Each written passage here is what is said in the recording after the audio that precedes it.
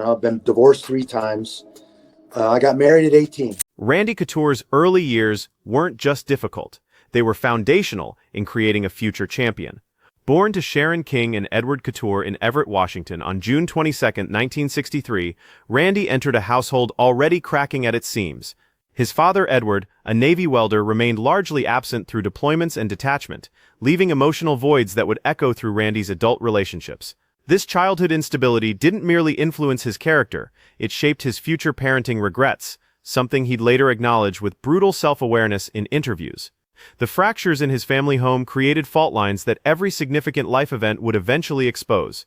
At Linwood High School, Randy faced relentless harassment from older, physically superior students who targeted his small stature and quiet demeanor. The scrawny teenager bore no resemblance to the granite-featured heavyweight champion he'd eventually become. Instead, he was vulnerable, unremarkable, and completely exposed to daily torment that either destroys young people or fundamentally transforms them. I was being bullied in 7th grade.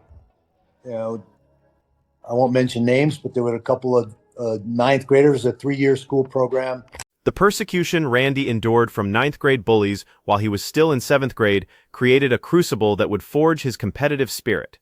These older students possessed 3 additional years of physical development, making size the determining factor in their cruel hierarchy. Middle school hallways became proving grounds for brutality, with Randy consistently on the receiving end. However, those tormentors unknowingly were sculpting something far more dangerous than a victim.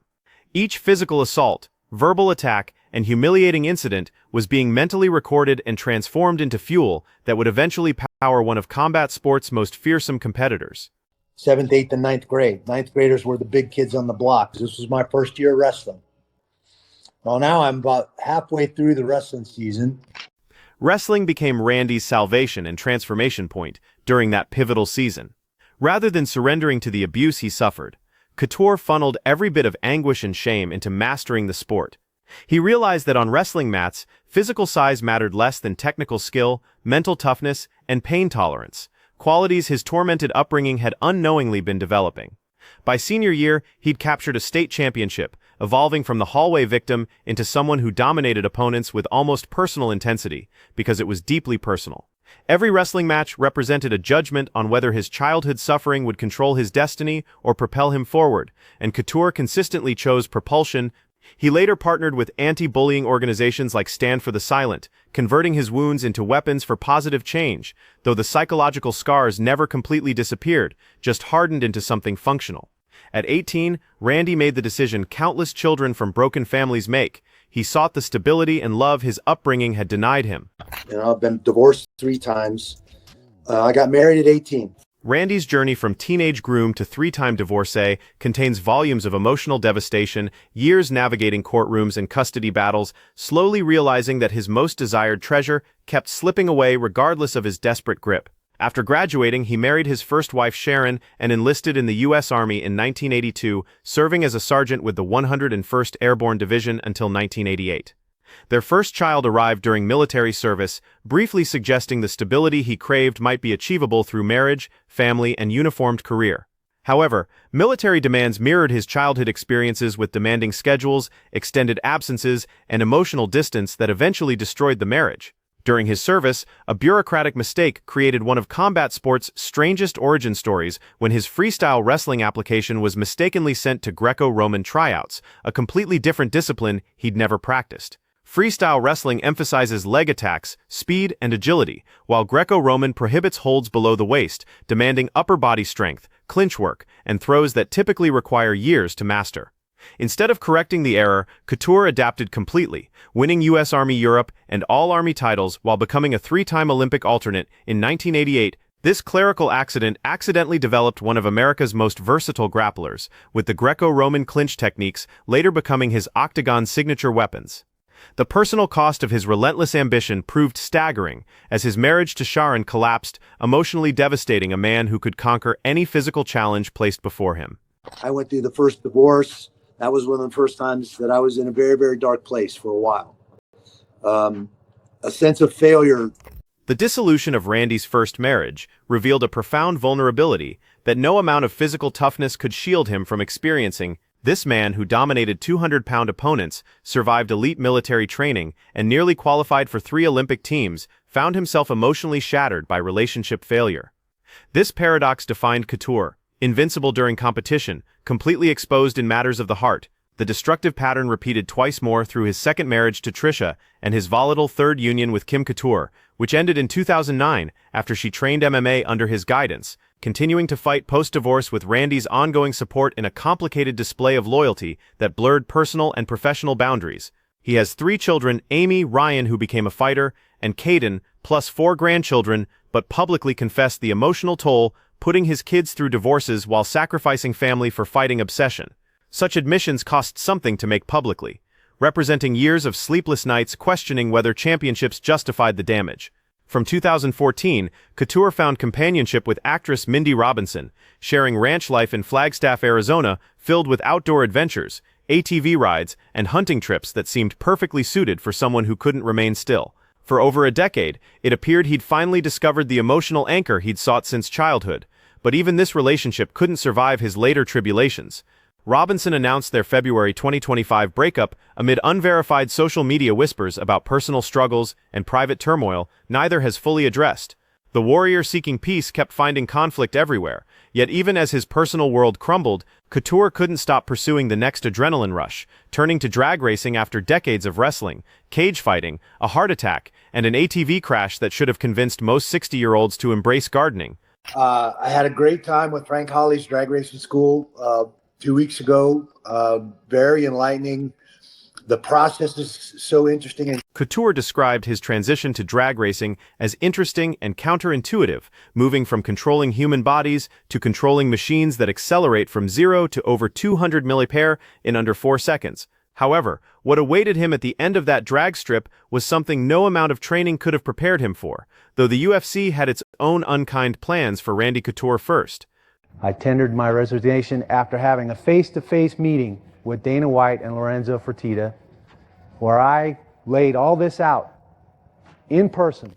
Randy entered mixed martial arts at 33, an age when most fighters contemplate retirement rather than debuts, since average MMA careers peak in the late 20s.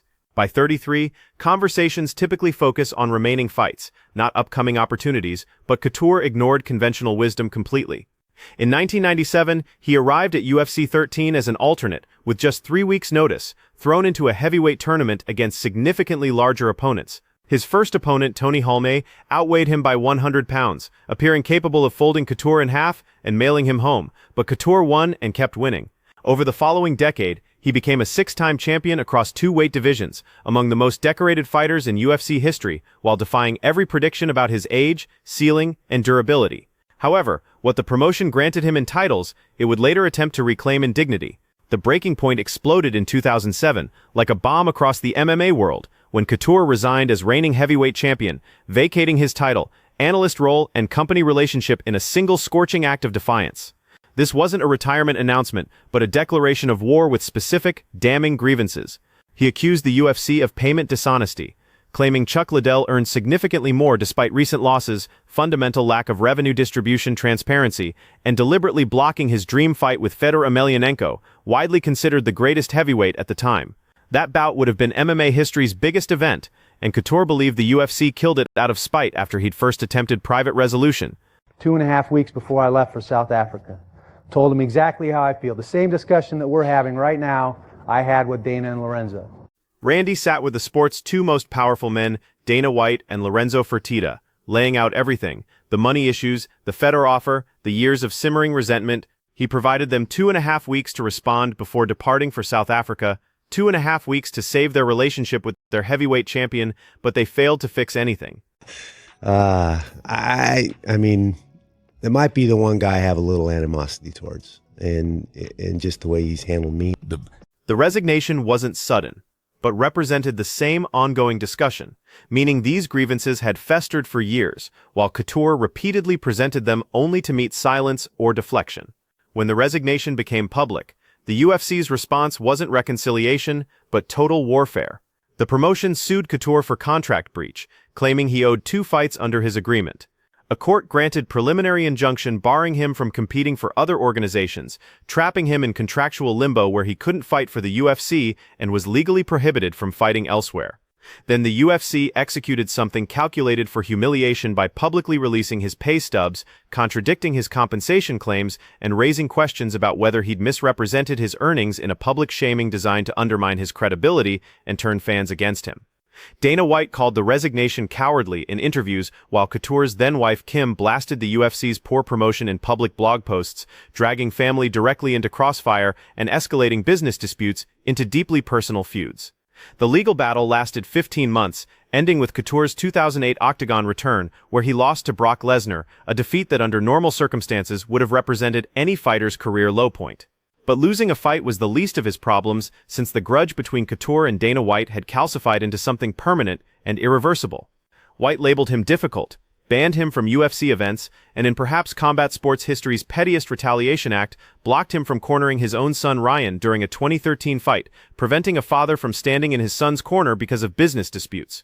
The UFC effectively erased Couture from institutional memory, with no tributes, coaching offers, highlight reels, or acknowledgement that a six-time champion who helped legitimize the entire sport had ever mattered. When asked directly whether bitterness had made him want to settle things physically with Dana White, Couture was characteristically blunt about his desires to fight the UFC president. And represented the sport, but no, The animosity was deeply personal, born from years of what Couture perceived as systematic disrespect from the man controlling the entire sport. This wasn't a business disagreement resolvable through handshakes, but a wound reopened so many times it could no longer heal, though even in that admission he pulled back. Well, by the UFC, by the promotion I fought for most of my career, I would have to say no. His resigned acceptance reflected a man who'd spent nearly 2 decades fighting an unwinnable battle. The deeper wound wasn't about one man's ego, but about a system that consumed fighters, extracted their value, and discarded them when they became inconvenient. When asked directly whether the UFC had treated him fairly, Couture didn't hesitate with his response. When Dana and company bought the brand, I was the heavyweight champ, so they were kind of stuck with me. They didn't think I was very marketable because of my age. That single word no from a 6-time champion, one of the sport's founding pillars, carries an entire career's worth of grievance compressed into one syllable. The reason was personal with Dana, not contractual or financial, but personal, with animosity roots stretching back to the Zuffa era's beginning.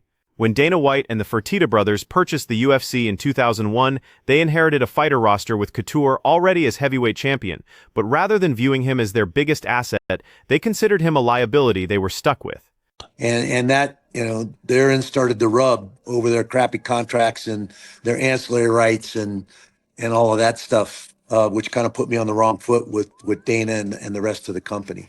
They deemed him unmarketable because of his age, the same age that made his accomplishments miraculous, and every victory a compelling story worth telling. The irony is staggering since the UFC dismissed Couture's marketability, while he delivered some of the promotion's most compelling performances in history, and from that initial dismissal, everything unraveled. Let's walk over to the emergency room, which I my place in LA is about 3 blocks from Cedars-Sinai emergency room. So we walked over to the emergency room. Poor contracts, ancillary rights disputes, and personality clashes with combat sports' most powerful promoter created the cocktail that poisoned Randy Couture's relationship with the organization he helped build. The ancillary rights issue proved particularly galling since the UFC claimed perpetual ownership over fighters' likenesses, names, and images, meaning the promotion could profit from fighters' identities forever, even after retirement or being cut. Couture was among the first high-profile fighters pushing back against this and paid dearly for it. As recently as 2024, Couture continued publicly criticizing the UFC's ego for blocking cross-promotions while championing fighter pay issues he'd been raising since 2007. White's position never softened, once stating he was happy never doing business with Couture again. A brief Bellator stint only deepened the rift. The man who did more than almost anyone to legitimize the sport found himself locked outside the building he helped construct, and the locks have never been changed. But other than that, man, I feel great. I feel normal. On October 23, 2019, Randy finished a workout at Jay Glazer's Unbreakable Gym in Los Angeles and felt something snap in his chest, assuming it was a popped rib, the kind of minor nuisance a man who'd spent 30 years being punched, kicked, elbowed, and thrown would naturally dismiss. A popped rib to Randy Couture was just Tuesday, but it wasn't a popped rib, it was a widowmaker blood clot lodged in his diagonal artery, the single deadliest cardiac event type, named specifically because it kills so quickly, most people never reach hospitals.